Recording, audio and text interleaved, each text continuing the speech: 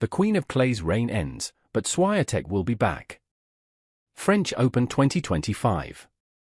Dates: 25 the 8th of May, June. Venue: Roland Garros. Coverage: live radio commentaries across 5 Live Sport and BBC Sounds, plus live text commentaries on the BBC Sport website and app. Losing at the French Open is not something Iga Swiatek is accustomed to. Having won 4 of the past 5 titles at Roland Garros, the 24-year-old has become known as the Queen of Clay, but her reign always felt under threat coming into this year's tournament. Swiatek's current frailties were exposed by world number 1 Aryna Sabalenka in a blockbuster semi-final on Thursday. Swiatek's serve was obliterated by Belarus Sabalenka, who converted 8 breakpoints to win 7-6, 7-1, 4-6, 6-0 and end Swiatek's 26-match winning streak on the Paris clay. Iga will be back and she will be better, said former world number 9 Andrea Petkovic, who analysed the match for BBC Radio 5 Live.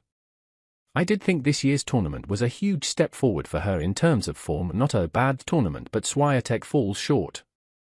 In the eyes of many seasoned observers, Swiatek was the 3rd favourite for the title behind Sabalenka and American second seed Gaff, who beat French wildcard Lois Boyson in Thursday's second semi-final. Swiatek has been nowhere near her dominant best over the past year, failing to reach a final since last year's French Open triumph and slipping to her lowest ranking since March 2022. After a chastening defeat in the Italian Open 3rd round, Swiatek's return to Paris offered positivity.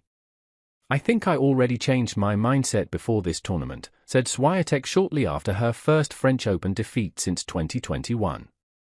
Losing early in Rome gave me some time and perspective.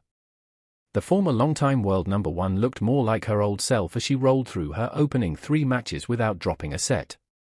When a tougher test arrived against Elena Rybakina in the last 16, Swiatek fought back from losing the opening set 6-1 and answered more of the lingering questions around her form.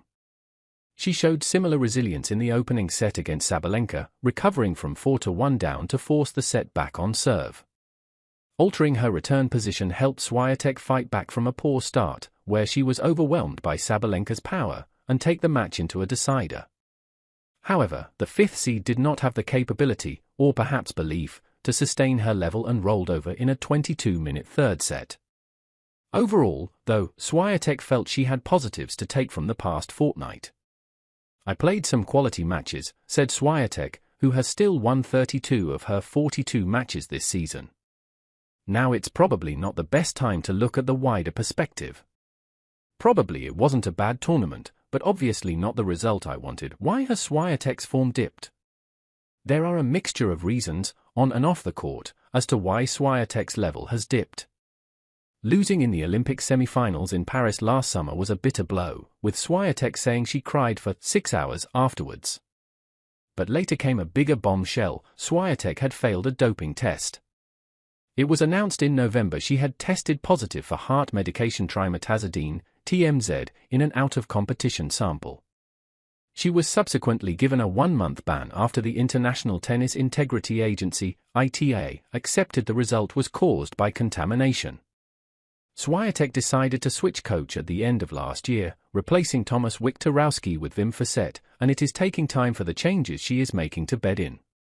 The destructive forehand, her most effective tool on the clay, has lost some of its reliability, while her service game has been picked apart by big-hitting opponents.